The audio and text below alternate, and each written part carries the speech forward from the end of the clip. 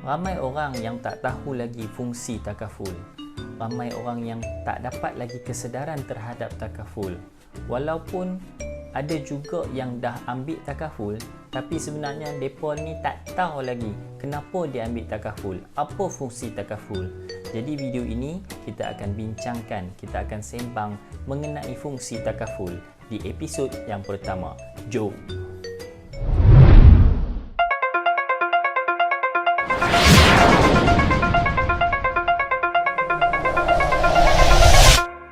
Assalamualaikum, hai, saya RMA.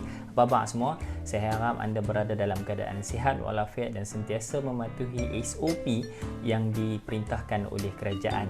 Okey, untuk video kali ini saya nak cerita sikitlah mengenai fungsi takaful.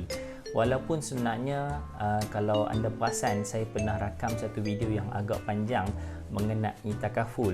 Jadi video itu sebenarnya dah lengkap dah. Cumanya saya ada dapat feedback ataupun maklum balas mengatakan bahawa video tu sangat panjang. Jadi orang tengok panjang, orang tak mau nak buka. Jadi saya bercadang untuk pecahkan dia menjadi episod. Jadi yang ini adalah episod yang pertama. Dalam perancangan kewangan, sebenarnya ada satu bahagian yang kita panggil pelindungan, di mana pelindungan ini sebenarnya takaful lah dalam kata lain. Apa fungsi takaful?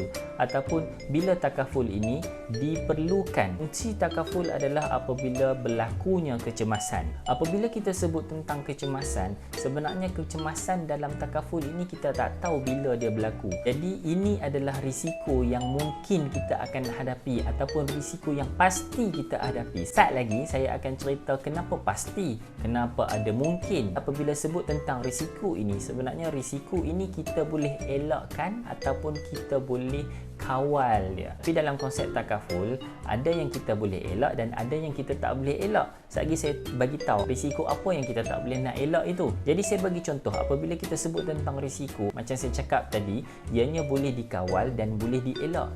Macam video yang lepas saya bagi contoh risiko dengan COVID-19.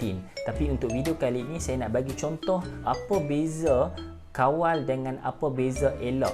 Jadi contoh yang saya nak bawakan dalam video ini adalah kemalangan. Kita boleh elak kemalangan dan kita boleh kawal kemalangan. Contoh, kalaulah kita nak pergi beli barang, kita akan terdedah dengan kemalangan sepanjang perjalanan untuk kita nak pergi ke shopping mall tersebut. Jadi kalau kata kita nak elak daripada kemalangan, kita tak payah pi. Betul tak? Kita dah elak daripada kemalangan. Tapi memang kita nak pi juga, ataupun ada barang penting yang kita nak kena pi beli. Jadi nak tak nak kita nak kena pergi ke shopping mall tersebut. Jadi kita kena naik kereta ataupun naik motor. Risiko untuk kemalangan itu semakin meningkat. Okey, jadi macam mana kita nak kawal dengan risiko kemalangan? Kita boleh bawa kereta dengan perlahan-lahan. Kita diminta untuk pakai tali keledar. Kalau naik motor kena pakai topi keledar. Jangan bawa laju. Kita bagi signal. Kalau bawa malam kita buka lampu. Jadi langkah-langkah ini akan mengurangkan kita terhadap risiko kemalangan tersebut. Jadi berbalik kepada takaful tadi, ada yang kita tak boleh elak, ada yang kita boleh elak. Saya simpulkan kecemasan dalam konsep takaful ini kepada 3K. K yang pertama adalah kematian. Ini yang saya sebutkan tadi, ianya pasti berlaku. Kita tak boleh nak elak dah. Sebab setiap yang hidup akan mati. Seperti firman Allah dalam surah Ali Imran ayat 185, A'udzubillahi minasyaitonirrajim, kullu nafsin za'iqatul maut. Jadi sebab itu saya katakan kecemasan ini kita tak dapat elak, iaitu K yang pertama, kematian. Dan K yang kedua adalah kecacatan. Apabila kita sebut tentang kecacatan, ia adalah kecacatan yang kekal. Bukan macam patah tangan, kita pakai simen, kemudian lepas sebulan kita dah boleh guna balik tangan tersebut. Itu bukan cacat kekal. Ada orang kata, oh saya patah kaki, saya cacat lah. Okey, itu cacat sementara, di mana fungsi kaki itu tidak dapat digunakan buat sementara waktu dan dia boleh digunakan selepas dah sembuh. Tapi apabila kita sebut tentang cacat kekal ini, di mana kita putus tangan. Baru-baru ini saya ada klien saya di mana waktu dia bekerja itu dia hilang ibu jari dia sebab jari dia termasuk dalam mesin. Waktu tu memang saya handle lah kes dia itu. Dia buat rawatan di hospital Pulau Pinang. Saya tengoklah keadaan jari dia tu memang dah terputus dah sikit. Jadi dia dah dikira cacat kekal. Dan sekarang ini saya dalam proses untuk bantu dia untuk claim pampasan untuk cacat kekal tersebut sebab dia dah hilang jari dia.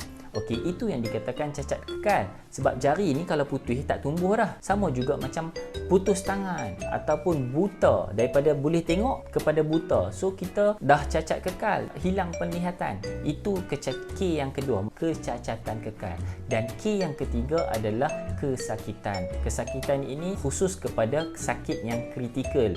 Dalam takaful biasanya dia ada senaraikan 36 sakit kritikal yang mungkin akan berlaku. Jadi 3K inilah kecemasan yang saya maksudkan dalam takaful. Kalau berlaku 3K ni, apa kesan yang berlaku kepada kita? Kesannya adalah kita akan hilang 2P. P yang pertama adalah pekerjaan. Sebagai contoh, saya bagi contoh tadi, K yang pertama kematian. Jelas kalau kata kita dah mati, memang kita hilanglah pekerjaan kan. Sama juga macam kecacatan. Jadi apabila berlaku kecacatan kekal, kita mungkin akan hilang pekerjaan. Sebab contoh kalau kita kerja pejabat, kita memerlukan tangan. Jadi memerlukan tangan untuk nak type dan sebagainya. Jadi kita hilang tangan. Kita tak boleh lah nak bekerja. Sama juga contoh kalau berlaku sakit kritikal tadi. Sakit kritikal tadi kemungkinan besar kita akan berhenti bekerja ataupun kita dibuang kerja. Sebab sakit kritikal ini memerlukan rawatan yang berkala yang sangat kerap. Kita tak boleh nak fokus untuk kerja. Malah kadang-kadang tu kita dah tak mampu nak bekerja sebab tak larat nak kena pergi hospital. Jadi kalau dari aspek majikan pula, takkan majikan nak simpan pekerja macam ni. Dia akan sedikit sebanyak mengganggu syarikat ataupun pekerjaan majikan tersebut. Itu P yang pertama. Apa P yang kedua? Apabila berlakunya kecemasan 3K ni tadi, kita akan hilang P yang kedua, iaitu pendapatan. Okey, ia ada kaitan dengan pekerjaan lah. Apabila kita hilang pekerjaan, secara tak langsung pendapatan kita akan terhenti. Jika kita nak kaitkan dengan 3K tadi, apabila kematian, kita dah hilang pendapatan. Contohlah kita sebagai seorang suami, kita ada tanggungan, kita ada isteri, kita ada anak-anak. Kita pula sebagai sumber pendapatan yang utama. Apabila kita meninggal, secara tak langsung ia akan menjejaskan kelangsungan kehidupan ahli keluarga kita apabila kita dah tak ada. Sebab kita hilang P yang kedua, iaitu pendapatan. Sama juga macam cacat kekal tadi. Okey, apabila kita dah cacat kekal macam saya cakap tadi, ia akan menyebabkan kita hilang pekerjaan. Secara tak langsung kita akan hilang pendapatan. Dan kita juga waktu kita cacat kekal tu, kita masih hidup. Kita perlukan makan, kita perlukan minum, kita sewa rumah, kita kena bayar sewa rumah.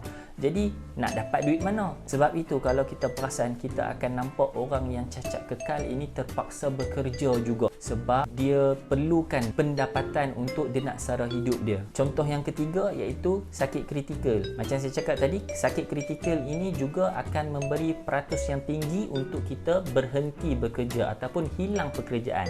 Secara tak langsung, apabila kita hilang pekerjaan, kita akan hilang pendapatan. Kita masih hidup, kita perlukan duit untuk makan, perlukan duit untuk bayar bil telefon dan sebagainya, dan perlu bayar sewa rumah kalau orang tu sewa rumah, dan perlu bagi makan tanggungan anak-anak dan sebagainya. Sebab itulah kita dapat lihat orang yang sakit-sakit kritikal ini terpaksa bekerja juga, bertungkus lumus untuk bekerja untuk mencari pendapatan untuk nak sara hidup dia. Malah orang yang sakit kritikal ini terpaksa meminta-minta sebab ia memerlukan kos rawatan dan kos hospital. Sebab bila dah sakit kritikal ini, mereka perlukan rawatan, dan rawatan itu bukan murah, bukan RM10, bukan RM20, bukan RM30, bukan ratusan ringgit. Malah ia mencecah ke ribuan ringgit, puluhan ribu ringgit dan juga ratusan ribu ringgit. Jadi nak tak nak mereka terpaksa bekerja, malah terpaksa juga meminta-minta sebab nak meneruskan kehidupan mereka, malah nak menyara ke ahli keluarga mereka. Jadi waktu itu takaful memainkan peranan sangat penting apabila kita berlaku kecemasan yang saya sebutkan tadi, 3K, kematian, kecacatan dan juga kesakitan, khususnya sakit kritikal, di mana 3K ini akan menyebabkan kita hilang 2P. P yang pertama pekerjaan dan P yang kedua adalah pendapatan.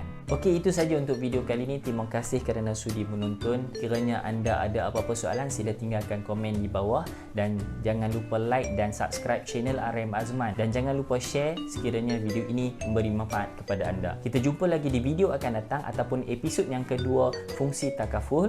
Assalamualaikum, bye bye.